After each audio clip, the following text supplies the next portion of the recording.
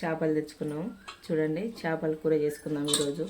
ఎప్పుడు మనం పొయ్యిరింపు పెట్టి చేసిన దానికన్నా ఇప్పుడు మనం ఇట్లా కలిపేసి పెట్టుకుందాం. చూడండి, ఇప్పుడు నేనే తీసుకొచ్చి ఇంట్లో నేనే కడిగిన. ఇలా ఒక దాంట్లో పెట్టుకొని అన్ని ముక్కలన్నీ ఒక దాంట్లో వేసుకుందాం. ఇట్లా ఎలుపు గిన్నె తీసుకోవాలి, కొంచెం పెద్దగున్న గిన్నెనే, మరి చిన్నగా కాకుండా.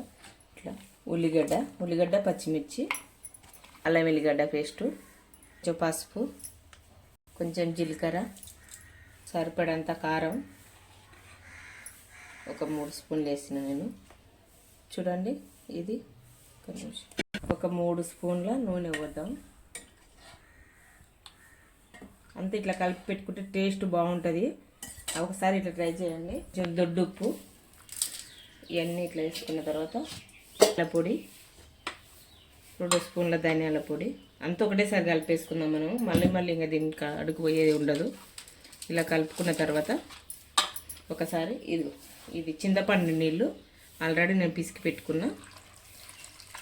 ఈ నీళ్ళు వేసుకొని అన్నీ ఒకసారి కలిపేసుకుందాం.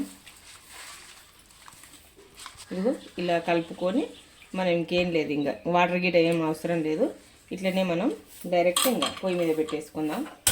చాలా బాగుంటుంది మనం ఇట్లా కలిపి పెట్టుకోవడం వల్ల, సూపర్ టేస్ట్ ఉంటుంది. చూడండి, ఇట్లా పొయ్యి మీద పెట్టేసుకుందాం.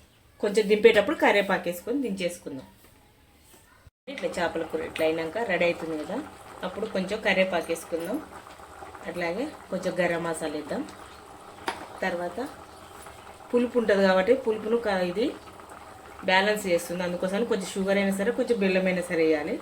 కొంచెం అంటే కొంచెమే, మరి ఎక్కువ అవసరం లేదు.